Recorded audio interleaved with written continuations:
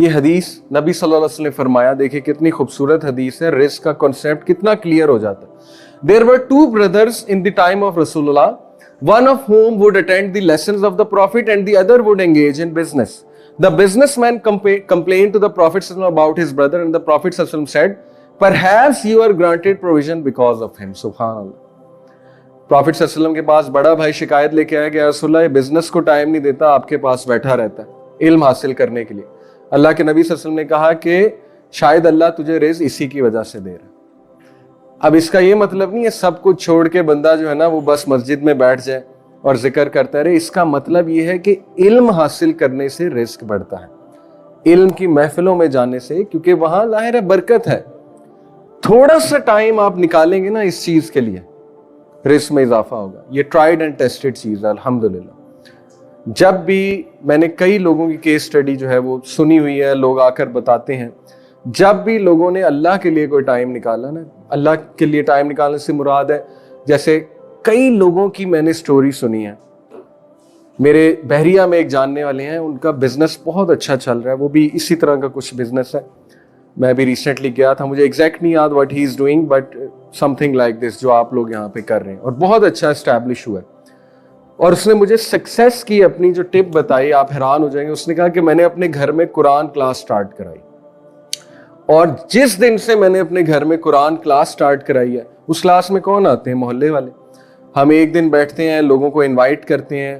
پڑھانے والی کون ہے؟ ان کی والدہ. انہوں نے قرآن سیکھا ہوا ہے تفسیر کے ساتھ, الہدا سے غالباً.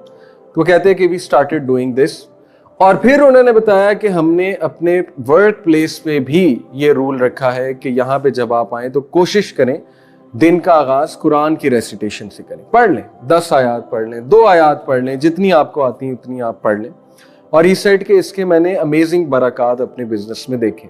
ایکسپیرینس ہی ہے نا, دیکھیں لوگ اپنے ایکسپیرینس سے بتاتے ہیں تو ہم آگے کوٹ کر دیتے ہیں. تو اس میں کوئی بھی دوسری رائے نہیں ہے کہ اللہ کے لیے تھوڑا سا ٹائم جو نکالے گا اس کے ٹائم میں بھی اللہ برکت ڈالے گا, رزق میں بھی برکت ڈالے گا.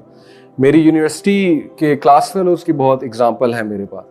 میں جی آئی کے سے پڑھا ہوں, Ghulam Ishaq Khan institute, mechanical engineering کی. آپ یقین کیجئے وہ میرے کولیگز, وہ میرے کلاس فیلوز جو کسی نہ کسی شکل میں کچھ کر رہے تھے اللہ سبحانہ وتعالیٰ کے لیے, یعنی کچھ ٹائم نکال رہے تھے یا کچھ علم حاصل کر رہے تھے, آج جب میں انہیں دیکھتا ہوں تو دے آر ماشاءاللہ آن دا ٹاپ پوزیشن. آج 10 ایئر آفٹر گریجویٹنگ بہت اچھی ہے ماشاءاللہ ان کی لائف.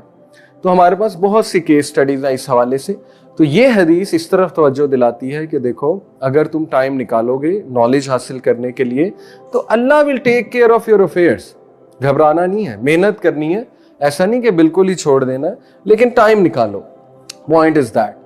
یہ حدیث بڑی زبردست ہے کہ whoever relieves the hardship of a believer in this world, Allah will relieve his hardship on the day of resurrection.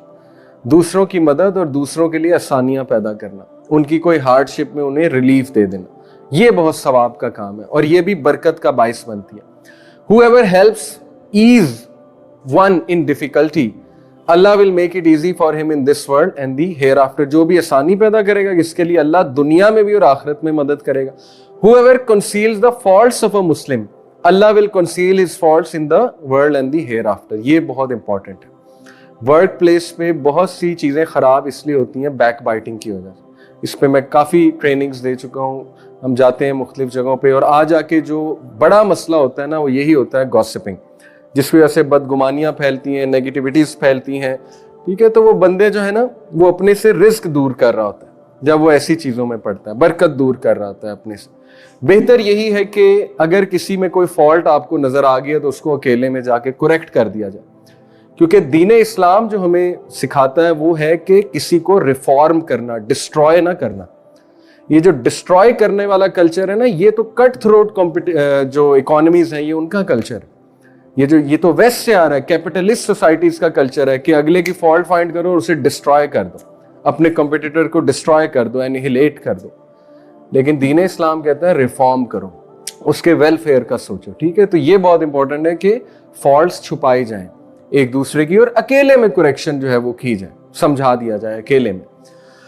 Allah helps the servant as long as he helps his brother. اللہ ایک شخص کی تب تک مدد میں لگا رہتا ہے جب تک وہ اپنے بھائی کی مدد میں لگا رہتا ہے. تو اپنے ورک پلیس کو پرپسفل، میننگ فل اور بیوٹیفل بنانے کے لیے دیکھیں، اگر کوئی ڈی موٹیویٹڈ ہے نا کہ میں یہاں کر کیا رہا ہوں، اس کو ڈی موٹیویشن آ رہی ہے، وہ سیٹسفائیڈ نہیں ہے، یقین کریں کہ وہ لوگوں کے لیے یوزفل ہونا شروع کر دے جن کے ارد گرد وہ ہے، کوئی ایز کریٹ کرنا شروع کر دے۔ اچھا اخلاق یہ بھی ایک بہت بڑی بات ہوتی ہے، تو اس کا ورک میننگ فل بن جائے گا، پرپسفل بن جائے گا، کچھ اچھی چیز شیئر کر لیں، یہ بھی بہت بڑی بات ہوتی ہے، رائٹ؟